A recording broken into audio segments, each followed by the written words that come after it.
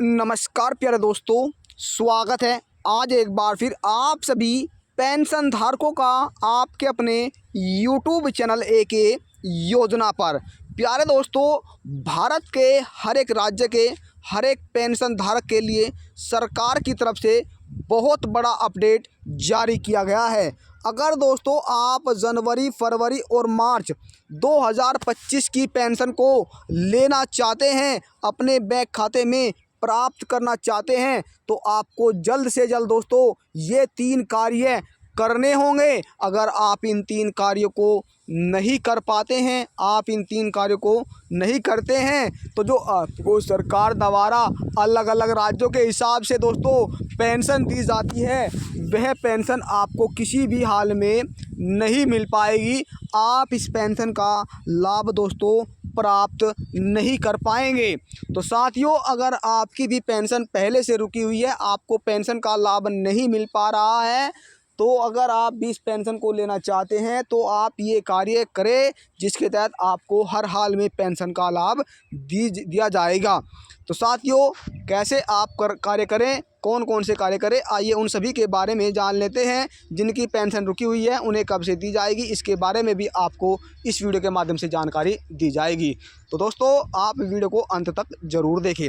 साथियों, बता देते हैं कि जो पेंशन है वह पेंशन आपको केंद्र सरकार एवं राज्य सरकार द्वारा दी जाती है। यानी कि केंद्र में जो मोदी जी की सरकार है और राज्यों में दोस्तों अलग अलग राज्यों में मुख्यमंत्री जो सरकार है दोस्तों, उसमें आपको पेंशन दी जाती है। साथियों, मान लीजिए केंद्र सरकार द्वारा आपको, अगर आप हर एक महीना 1500 रुपये पेंशन प्राप्त कर रहे हैं, तो उसमें जो केंद्र सरकार की हिस्सेदारी होगी वह 300 रुपये होगी। जिनकी उम्र दोस्तों 60 वर्ष से ऊपर है, जिनकी उम्र 60 वर्ष से अधिक हो चुकी है, मान लीजिए दोस्तों 70 वर्ष से अधिक है, तो उन्हें 500 रुपये दिए जाते हैं, जिसमें राज्य सरकार द्वारा उन्हें दोस्तों 1200 रुपये मिलते हैं। और यहाँ पर जो है जिनकी 80 वर्ष से ऊपर हो चुके हैं उन्हें 1000 रुपये, यानी कि कुल मिलाकर उन्हें 1500 रुपये पेंशन दी जाती है।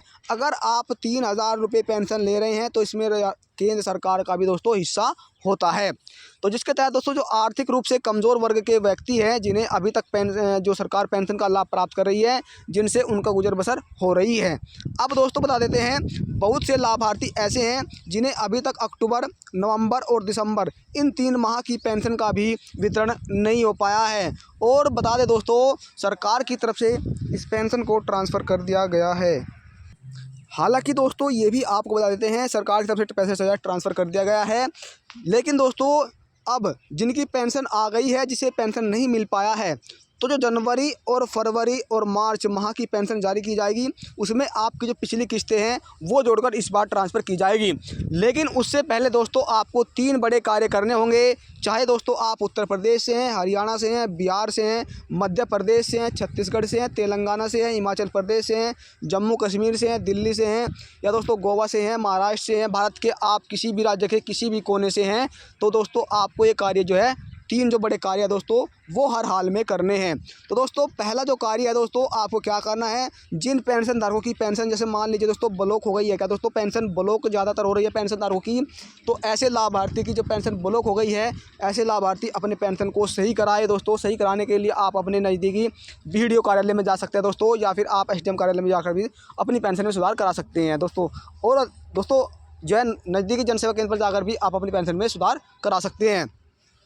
दूसरा कार्य दोस्तों, बहुत से पेंशन लाभार्थी ऐसे हैं जिनका बैंक खाता NPCI के तहत न जुड़ा होने की वजह से, क्या दोस्तों बैंक खाता NPCI के तहत न जुड़ा होने की वजह से करोड़ों लाभार्थियों का जो पेंशन है दोस्तों वो पेंडिंग आ रहा है, क्योंकि उनके सरकार जो पैसे तो भेज रही है, लेकिन वह DBT के माध्यम से नहीं जुड़ा होने के कारण, NPCI के तहत नहीं जुड़ा होने के कारण उन्हें लाभ नहीं मिल पा रहा है। तो साथियों ये 2 कार्य हो गए। तीसरा जो कार्य है आपका है वो पेंशन से संबंधित दोस्तों EKYC।